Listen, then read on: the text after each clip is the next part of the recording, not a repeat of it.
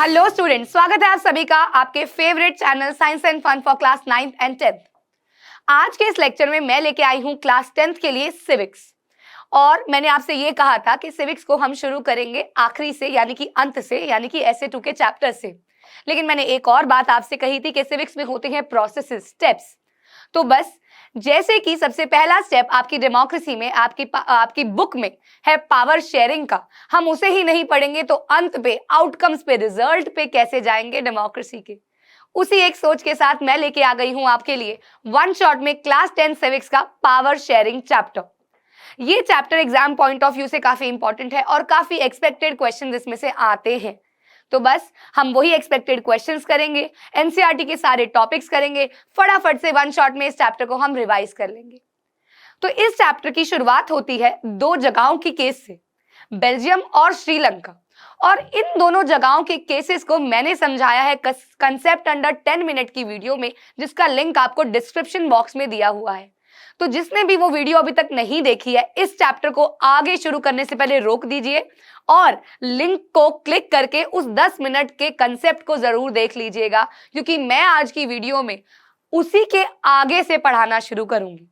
वहां पे मैंने आपको एथनिक कॉम्पोजिशन बेल्जियम और श्रीलंका की पूरी समझाई हुई है, क्योंकि उसमें से आपका निकल के आता है 3 नंबर का एक एग्जैक्ट क्वेश्चन।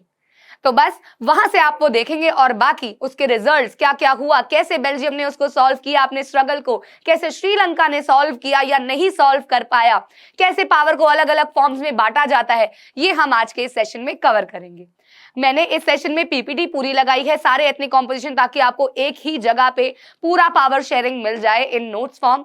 तो बस, लेकिन हम पढ़ेंगे उसके आगे से।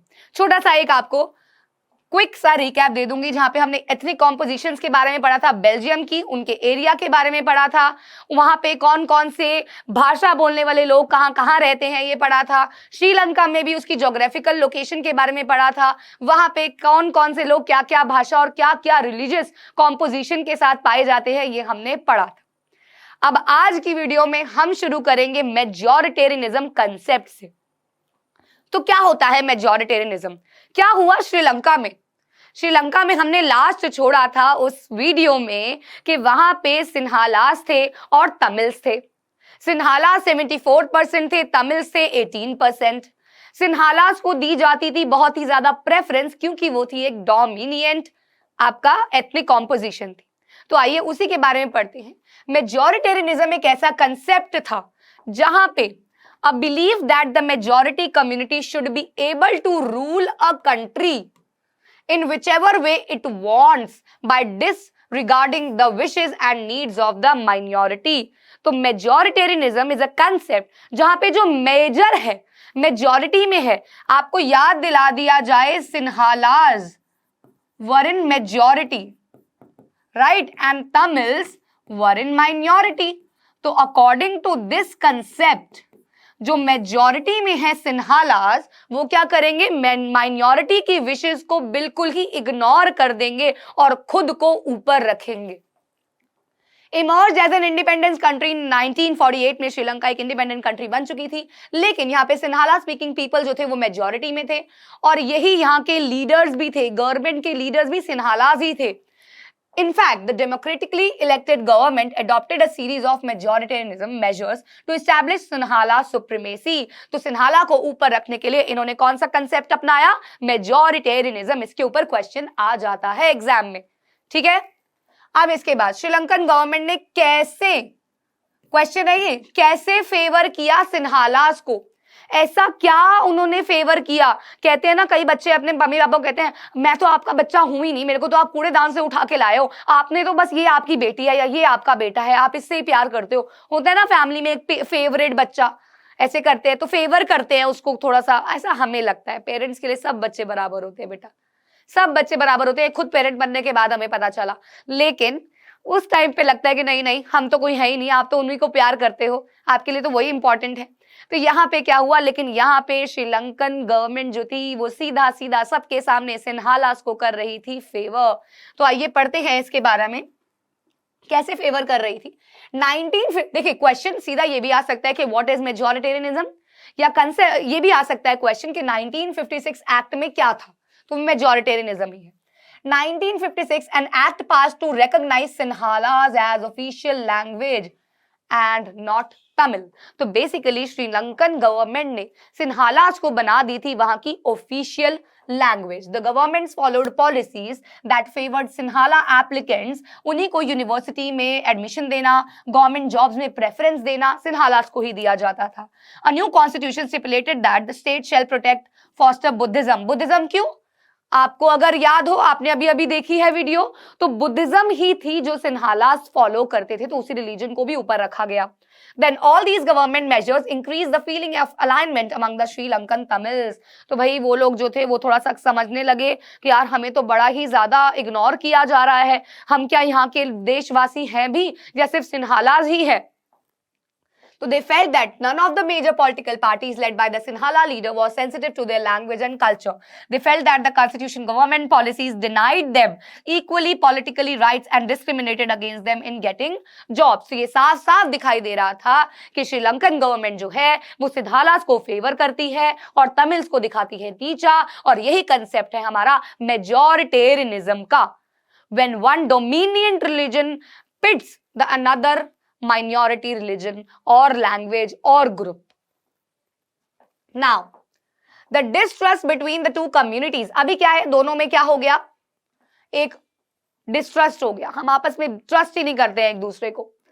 इससे क्या हुआ, हुई सिविल वॉर। कहां पे? श्रीलंका में। As a result, thousands of people of both the communities have been killed, मारे गए। बहुत सारी फैमिलीज जो थी उनको कंट्री छोड़ के जाने के लिए कहा गया, बहुत सारे लोगों का काम चला गया।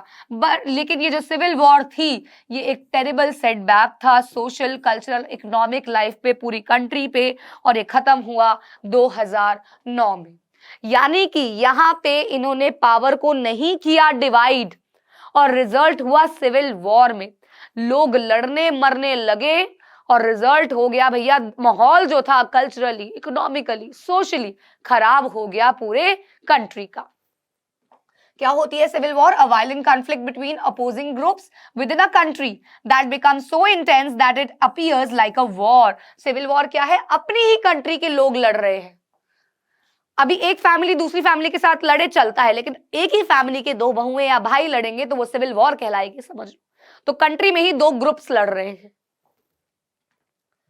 तो ये था श्रीलंका में क्या हुआ रिजल्ट, मेजॉरिटेरियनिज्म आ गया और सिविल वॉर का रिजल्ट हुआ।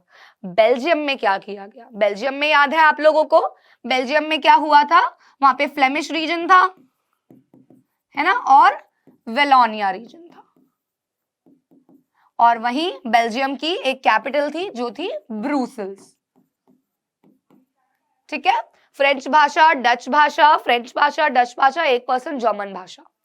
तो बस यहां पे इन्होंने क्या किया, the Belgium leaders took different parts. अभी क्या है, श्रीलंका ने तो मेजॉरिटेरियनिज्म कर लिया, उन्होंने तो सिन्हालास को ऐसे ताज पहना दिया, लेकिन बेल्जियन लीडर्स ने कुछ अलग तरीके से सोचा।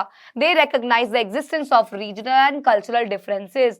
उन्होंने कॉन्स्टिट्यूशन में लाए अमेंडमेंट्स और सोचा अगर हम लड़ मर जाएंगे तो हमारा हाल क्या होगा, इससे अच्छा हम क्या करते हैं, एक पीसफुल नेगोशिएशन करते हैं, कुछ ऐसे लॉज बनाते हैं जिससे फ्रेंच वाले भी खुश हो जाएं और डच वाले भी खुश हो जाएं। तो क्या किया उन्होंने, वेरी इंपॉर्टेंट, मैंने उस कंसेप्ट अंडर 10 मिनट्स की वीडियो में ये होमवर्क दिया था, उस होमवर्क का आंसर है ये जो क्वेश्चन मैंने होमवर्क में दिया था कि क्या किया उन्होंने, कैसे अकोमोडेट किया बेल्जियम में। तो this is the answer of that question. Okay, तो क्या किया इन्होंने, number of Dutch and French speaking ministers को इक्वल ले लिया सेंट्रल गवर्नमेंट में, कि जितने मिनिस्टर्स फ्रेंच भाषा के होंगे उतने ही डच के होंगे, चाहे वो 20% है चाहे वो 80% है, कोई फर्क नहीं पड़ता। ठीक है बेटा। Some special laws require the support of majority members from each linguistic, linguistic का मतलब होता है language based. Thus no single community can make decision unilaterally. तो दोनों ही भाषाओं के लोगों से पूछना अनिवार्य है। The state government are not subordinate to the central government. State government अपना चलेगी। अपने स्टेट को संभालेगी, सेंट्रल गवर्नमेंट के अंडर नहीं आएगी। ये समझ लो वो ये एक स्टेट है, वहां ये अलग संभाल रहे हैं, सेंट्रल के अंडर उनको ज्यादा बोलने का हक नहीं दिया गया और बहुत अच्छा किया गया। ब्रुसेल्स में भी सेपरेट गवर्नमेंट लगाई गई जहां पे दोनों कम्युनिटीज को इक्वल रिप्रेजेंटेशन दी। ये नहीं कहा गया जो कंट्री में है वही उसकी कैपिटल में होगा, नहीं, कैपिटल में अलग से गवर्नमेंट बनाई गई और वो अपना राज करे। Fifth, apart from the central and the state government एक कम्युनिटी गवर्नमेंट भी बना दी गई। कम्युनिटी गवर्नमेंट होती है एक particular community on the basis of language ही थी यहाँ पे, elected by the people belonging to one language community, Dutch, French and German speaking, no matter where they live, चाहे वो फ्लेमिश के हो चाहे वो वेलोनिया के हो, कोई फर्क नहीं पड़ता, लेकिन लैंग्वेज के बेसिस पे they made a community government. तो community basically refers to language है, वो कोई भी हो सकती है, रिलीजन भी हो सकती है, यहाँ पे लैंग्वेज की बात की जा रही है। This government has the power regarding cultural, educational and language related issues. ठीक है बेटा, अब आगे बात करते हैं। Belgium model is complex but accommodating. अभी क्या है, थोड़ा सा ट्रिकी है कि यहाँ से भी मिनिस्टर्स लिए, वहां से मिनिस्टर्स लिए, इस लैंग्वेज को कम्युनिटी गवर्नमेंट बना दिया गया, स्टेट गवर्नमेंट को अंडर नहीं रखा गया सेंट्रल के, लेकिन शांति तो हो गई, बिल्कुल पीस तो हो गया। आप ये समझ लो, एक घर में एक सास रहती है, उसके 2 बेटे हैं और आगे से उनकी 2-2 बीवियां हैं। तो या तो वो क्या करे, दोनों को कर दे अलग अलग, एक को फेवराइज करे, दूसरा उसके पीछे लड़े मरे, या वो दोनों में बांट दे इक्वल लॉज, सुबह का काम तू कर, रात का काम तू कर, आधा पैसा तू दे, आधा पैसा तू दे। बिल्कुल पीसफुल चलाने के लिए उन्होंने क्या किया, इक्वली पावर्स को बांट दे। ये 2 तरीके होते हैं, एक जगह तो बंटवारा हो जाएगा या दूसरी जगह घर सुख शांति से चलता रहेगा। तो बस यहां पे इन्होंने सुख शांति वाला पाथ अपनाया। It has helped to avoid civic strike between the two major communities and a possible division of the country on linguistic lines. देखा, इन्होंने बचा लिया बंटवारा होने से। For the same reasons, Brussels was chosen as the headquarter of European Union. बेटा जी question आ जाता है, बहुत कम आता है लेकिन बहुत अच्छा क्वेश्चन है।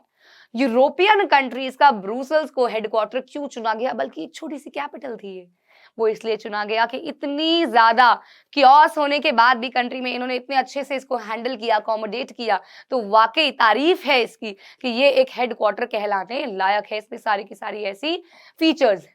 ठीक है बेटा, चलिए आगे चलते हैं। अब हमने क्या पढ़ा, हमने बेल्जियम से क्या सीखा, हमने श्रीलंका से क्या सीखा।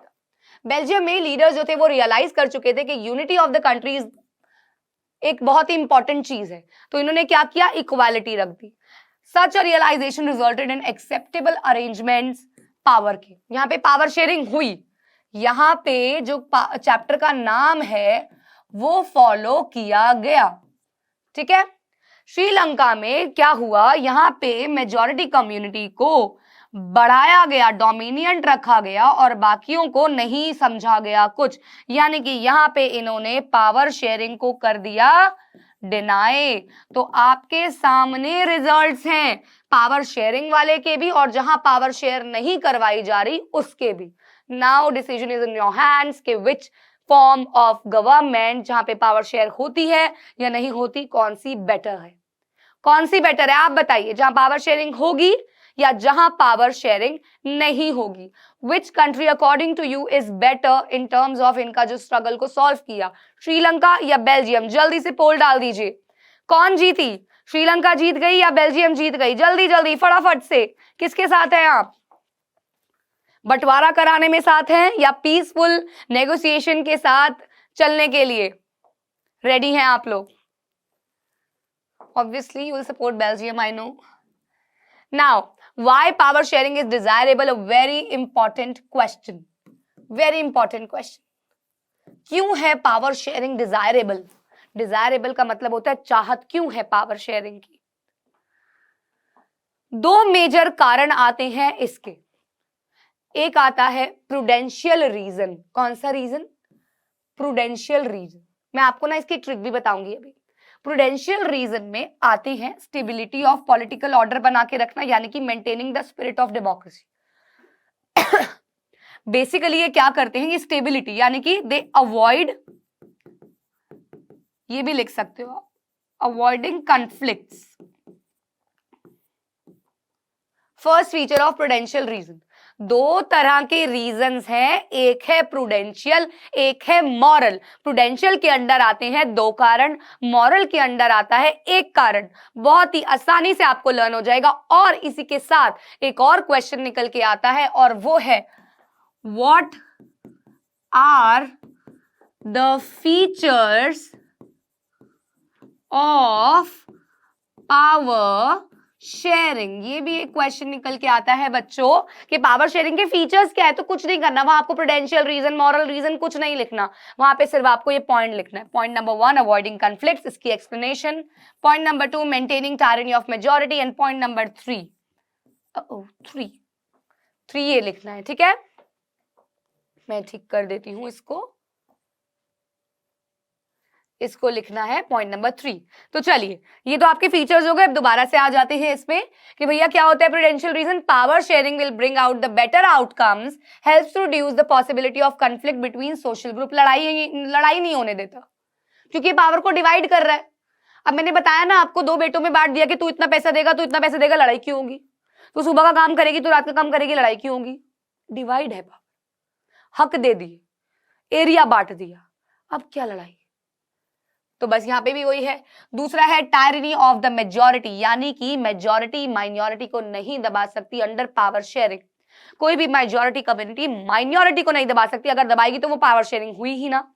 तो ये दो रीजन हो गए प्रूडेंशियल में। और मॉरल में बड़ा ही प्यारा सा रीजन है, और वो है पावर शेयरिंग जो होती है वो स्पिरिट ऑफ डेमोक्रेसी, यानी कि अंतर आत्मा ऑफ लोकतंत्र को बचा के रखती है, मेंटेन करती है।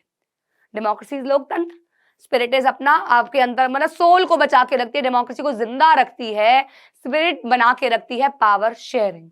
तो there is a second deeper reason why power sharing is good for democracy, कि भैया ये क्या करती है, स्पिरिट ऑफ डेमोक्रेसी को मेंटेन करती है ना। Democracy people have a right to be consulted on how they are to be govern, क्योंकि ये प्रोवाइड करती है ट्रांसपेरेंसी। सिंपल सा आंसर है। चलिए, फॉर्म्स ऑफ पावर शेयरिंग बहुत important. Again forms of power sharing में आपकी दो मेजर फॉर्म्स आती हैं, हॉरिजॉन्टल एंड वर्टिकल। तो आइए पढ़ते हैं, बहुत ही आसान है। फॉर्म्स क्या है? In modern democracy power sharing arrangements can take many forms. Horizontal between organs, vertical या फिर इसको फेडरल भी कहते हैं, जो आपका इसका अगला चैप्टर है आपके सिविक्स का ही, फेडरल।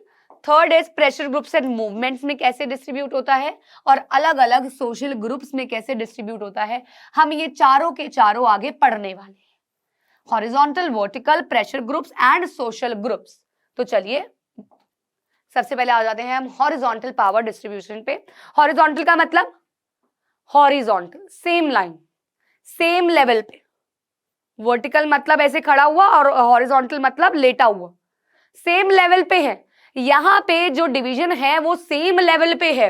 कौन है सेम लेवल पे? सबसे पहले आते हैं लेजिस्लेचर, दूसरे आते हैं एग्जीक्यूटिव, तीसरे आते हैं जुडिशरी। काम देख लीजिए, लेजिस्लेचर क्या होता है, ये बनाता है लॉज कंट्री के लिए, लेजिस्लेचर लॉज बनाते हैं।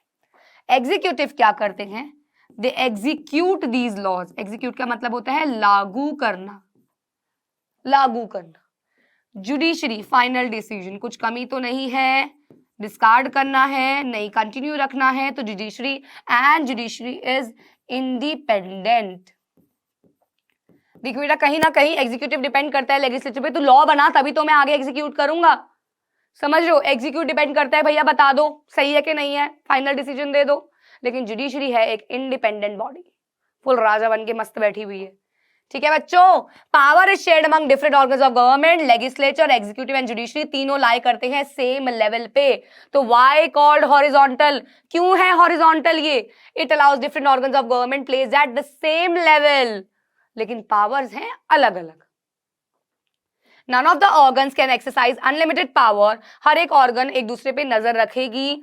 This results in a balance of power among various institution, और इस अरेंजमेंट को ये कहा system of checks and balances. तो क्वेश्चन आता है 1 मार्क में, which form of government, which form of power sharing is called checks and balances? So it's horizontal because they have a balance but they keep an eye on each other. चलिए अब हम आगे चलते हैं vertical पे। Vertical में आपकी कौन सी आ जाएगी? देखिए वर्टिकल पे लेवल्स होते हैं, ये ऐसे नहीं बनाना चाहिए था, मुझे गलती हो गई, आप इसको हटा दो, बल्कि वर्टिकल में आप ऐसे बनाओ, सेंट्रल सबसे पहले टॉप पे, ठीक है। फिर आपकी आ गई प्रोविंशियल, और प्रोविंशियल को हम बोलते हैं स्टेट, क्योंकि ऐसे आपको समझ नहीं आएगा, सेम सेम सा लगेगा। It's better central, provincial and then it's local government, और लोकल गवर्नमेंट को आप डिस्ट्रिक्ट के लेवल का भी बोलते हो, ठीक है। तो ये आपका वर्टिकल फॉर्म हो गया। नाउ सेंट्रल बोले तो यूनियन, अच्छा यहाँ पे लिख भी देती हूँ, ये यूनियन लेवल पे हो गया, टॉप लेवल पे हो गया, यानी कि आपके प्राइम मिनिस्टर हो गए, स्टेट गवर्नमेंट पे स्टेट लेवल पे हो गया, लोकल लेवल पे मतलब डिस्ट्रिक्ट के लेवल पे हो गया। यूजुअली इसको हम फेडरल गवर्नमेंट कहते हैं। हर एक डेमोक्रेसी में फेडरल स्ट्रक्चर नहीं होता। इंडिया में 3 टायर फेडरल स्ट्रक्चर है, 2 के बजाय, पहले सिर्फ 2 थे। 1992 में डिसेंट्रलाइजेशन के अकॉर्डिंग 3rd टायर भी आ गया था लोकल गवर्नमेंट का। The Constitution clearly lays down the powers of different levels of government. This is what they did in Belgium, but was refused in Sri Lanka. तो Belgium में भी यही हुआ था, लेवल्स बना दिए थे, लेकिन श्रीलंका में ऐसा नहीं हुआ था, तभी तो वहां पे सिविल वॉर हुई। चलिए अब हम बात करते हैं अलग अलग सोशल ग्रुप। सोशल ग्रुप का मतलब क्या होता है? सोशल ग्रुप का मतलब यार आप एक आंटियों का ग्रुप ले लो जो किटी कर रही है, वो भी एक सोशल ग्रुप है। आप एक लड़कों का ग्रुप ले लो जो रनिंग पे जा रहे हैं, साइकिलिंग पे जा रहे हैं, वो भी एक सोशल ग्रुप है ना। तो ये सोशल ग्रुप्स होते हैं। अभी यहाँ पे सोशल ग्रुप की बात की जा रही है। आइए, पावर में also be shared among different social group such as the religious and linguistic group.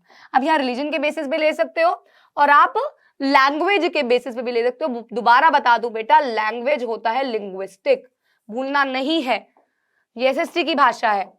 तो रिजर्व्ड कॉन्स्टिट्यूएंसी, रिजर्व कॉन्स्टिट्यूएंसीज का मतलब एससी एसटी ओबीसी के लिए सीट्स रिजर्व की हुई है। In India for women and weaker section, weaker section में आते हैं एससी एसटी और ओबीसी। पता नहीं क्यों आते हैं, लेकिन आते हैं। पता नहीं क्यों का आंसर तो आपको दिया गया है नेशनलिज्म इन इंडिया में, जहां बी आर अम्बेडकर जी ने दलित्स के लिए लड़ाई की थी गांधी जी के साथ और इनको दिलवाई थी रिजर्व सीट्स। कहानी हम वही पढ़ेंगे, लेकिन यहाँ पे अगर हम बात करें तो इसका एग्जाम्पल आपका वीकर सेक्शन और विमेन हो गया, और विमेन के लिए भी रिजर्व सीट्स होती हैं, और कम्युनिटी गवर्नमेंट इन बेल्जियम भी हो गया। एक टाइम पे एससी एसटी ओबीसी जो थे वो इंफीरियर थे, उनको बहुत ही अलग समझा जाता था, नीचा समझा जाता था बाय जनरल्स। लेकिन आज के टाइम पे जनरली सलाम कर रहे हैं एससी एसटी ओबीसी को। तो कम्युनिटी गवर्नमेंट बेल्जियम में भी जो थी वो इसी का एग्जाम्पल है, सोशल ग्रुप का एग्जाम्पल है, फ्रेंच की, डच की। तो दिस वॉज के पावर को बांट दिया गया अलग अलग लैंग्वेज में, जैसे बेल्जियम में हुआ, तो ये आपका सोशल ग्रुप हो गए, क्योंकि वहां पे on the basis of language थे, लिंग्विस्टिक सोशल ग्रुप्स थे, तो वहां पे पावर डिवाइड हुई थी। अब हम अगर आगे बढ़े तो वो है political parties, pressure groups and movement. Pressure groups के बारे में आप पॉलिटिकल पार्टीज चैप्टर में ही पढ़ोगे, जो आपके सिविक्स में ही है, 4th नंबर पे है, लेकिन मैं आपको फिर भी बता दूं, pressure groups are the groups that pressurize the political party that is ruling on the behalf of general people। जो लोग होते हैं आम, जो गवर्नमेंट से चाहते हैं, बीच में मीडिएटर बन के खड़े होते हैं प्रेशर ग्रुप्स, जो प्रेशराइज करते हैं आगे सरकार को कि भैया ये मांगे जा रहा है लोगों के द्वारा, उसको पूरा करो। थोड़ा मिर्च मसाले लगाने तो हम ह्यूमन नेचर में है, वो मांगते कुछ है, थोड़ा सा ऊपर लगा के प्रेशर ग्रुप्स अपनी तरफ से आगे बोल देते हैं। आइए देखते हैं अमंग पॉलिटिकल पार्टीज की अगर हम बात करें, in contemporary democracy competition among parties ensures that power does not remain in one hand. Sometimes power is shared in a direct way when 2 or more parties form an alliance. Alliance का मतलब क्या होता है? Group. Alliance का मतलब क्या होता है बेटा? ग्रुप बना लेना, और फिर उसी के साथ क्या करना? इलेक्ट करना, इलेक्शंस में जाना। In their alliance is elected, they form a coalition government। coalition government का मतलब मिलके गवर्नमेंट बना देना, and thus share power। मैं आपको सिंपल सा ना एक एग्जांपल दूंगी। टीम्स हैं A, B, C, D। B को लग रहा है वो हार रही है और A जीत रही है, वो उसके साथ ना कहेगी यार मेरे साथ तू ना कोलेशन बना ले, अलायंस बना ले, जो मेरे वोट आएंगे वो भी तेरे। मैं C को नहीं जीतने देना चाहता। इन्होंने अलायंस बना ली एक, बस मिलके आगे काम करेंगे, इनके लीडर्स भी इनके। तो ये होती है अलायंस। फिर कोलिशन गवर्नमेंट बना लेंगे, और a form of government in which political parties cooperate reducing the dominions of any party within that, इसे हम कहते हैं कोलेशन। मिलजुल के काम करना, एक लेवल पे बीजेपी, एक लेवल पे आप, कोलेशन गवर्नमेंट हो गई, क्योंकि काम तो मिलजुल के ही करना पड़ेगा। ठीक है बेटा। अमंग प्रेशर ग्रुप्स आपके बहुत सारे हैं, सोशम है आपके एनसीईआरटी में दिए हुए हैं, डीएमके करके है, एएआई डीएमके करके है, अलग अलग हैं, अलग अलग प्रेशर ग्रुप्स के नाम है अलग अलग एरियाज में। तो in democracy various pressure groups organise popular struggle और प्रोटेस्ट अगेंस्ट एनी। मैं आपको ना इसका एक किस्सा सुनाती हूँ, मैं अपने ऑफलाइन के बच्चों को भी सुनाती हूँ किस्सा ये है। देखिए इसके अंदर ना सारे ग्रुप्स आते हैं, प्रेशर ग्रुप्स का मतलब इसमें ट्रेड यूनियंस भी आती हैं, इसमें स्टूडेंट यूनियन भी आती है। तो ऐसे क्या हुआ था, मैं ना अपना एग्जाम देने जा रही थी दिल्ली यूनिवर्सिटी में, और वहां पे ना बहुत भीड़ लगी हुई थी बच्चों की। मैंने कहा पता नहीं क्यों भीड़ लग रही है, मैंने एक रिक्शे वाले भैया से पूछा, उनने कहा यहाँ पे ना ये कुछ वो कर रहे हैं, उसको बोलना मतलब क्या बोला मुझे याद नहीं है, प्रोटेस्ट कर रहे थे, एक्चुअली दे वर प्रोटेस्टिंग। हुआ ये था, जैसे आपको पता है साइंस फील्ड में, आई डोंट नो आपके बड़े भाई बहन है तो आपको पता होगा, बीटेक जो होती है वो 4 इयर्स की होती है, और हमारी जो बीकॉम ऑनर्स होती है, मैं कॉमर्स साइड से थी, तो बीकॉम ऑनर्स जो होती है वो 3 इयर्स की होती है। तो उस साल सरकार ने ना एक ऑर्डर दिया कि भैया बीकॉम जो होगी ना वो भी कितने, ये 2013-14 की बात है शायद, कि बीकॉम भी जो होगी ना वो 4 साल की होगी।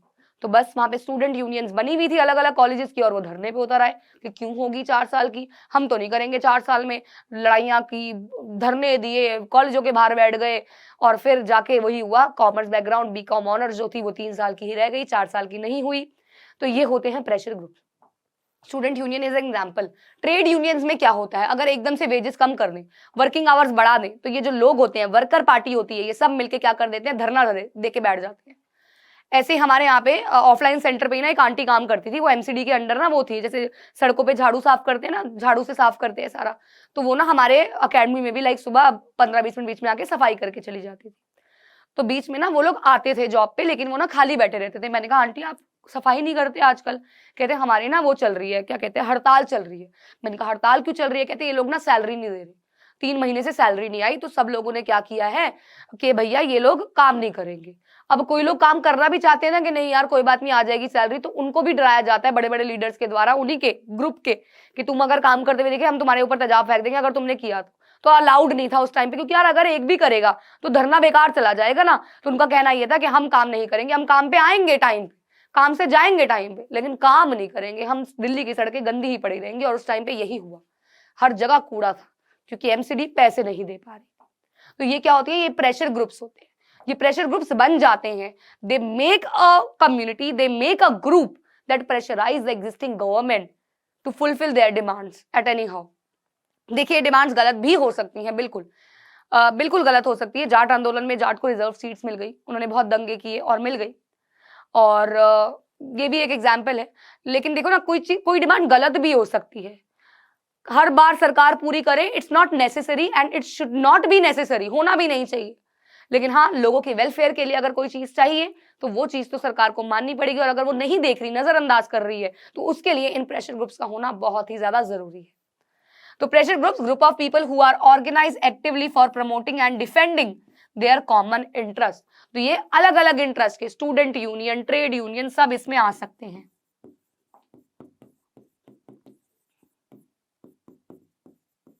ये सोशल ग्रुप में भी आ सकते हैं, ठीक है बेटा। मूवमेंट्स, नर्मदा बचाओ आंदोलन, पावर को डिवाइड किया गया, लोगों ने वहां पे डैम बनाने से मना किया गया कि डैम नहीं बनेंगे, वहां की एक्वाटिक लाइफ जो होगी डिस्टर्ब हो जाएगी, तो सरकार को मानना पड़ा। तो ऐसे होते, आप क्या कर सकते हो, आपके पास हक है, आप बोल सकते हो। तो बस यही होता है इसके अंदर।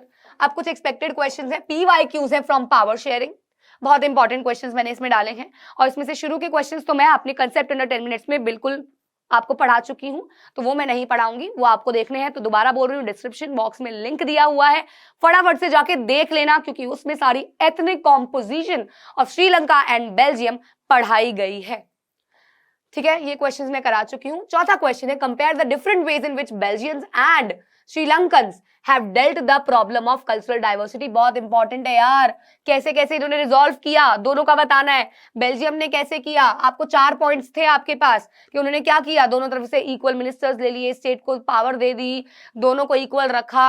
वहीं श्रीलंका में हो गई थी सिविल वॉर, इन्होंने सिन्हालास को बना दिया था मेजॉरिटी कम्युनिटी, और इनको हर जगह पे फेवर करते थे। तो यही बात इन दोनों लेवल्स पे लिखनी है आपको, ठीक है बेटा, ये 4-5 क्वेश्चंस थे आपके, 4 ही क्वेश्चंस थे जो बहुत इंपॉर्टेंट है, और एक दो मुझे क्या करने हैं, आपको होमवर्क क्वेश्चंस भी देने हैं। तो आपके होमवर्क क्वेश्चंस क्या है? सबसे पहला आपको मुझे बताना है who were in majority in Belgium. कौन सा ग्रुप था जो मेजॉरिटी में था बेल्जियम में? आंसर लिखना है आपको। सेकंड आपको लिखना है मेजॉरिटेरियनिज्म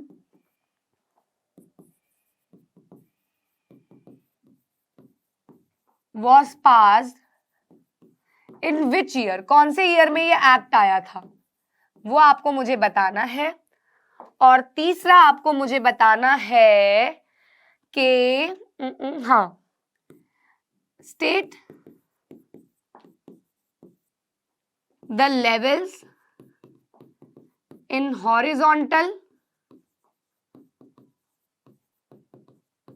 डिस्ट्रीब्यूशन ऑफ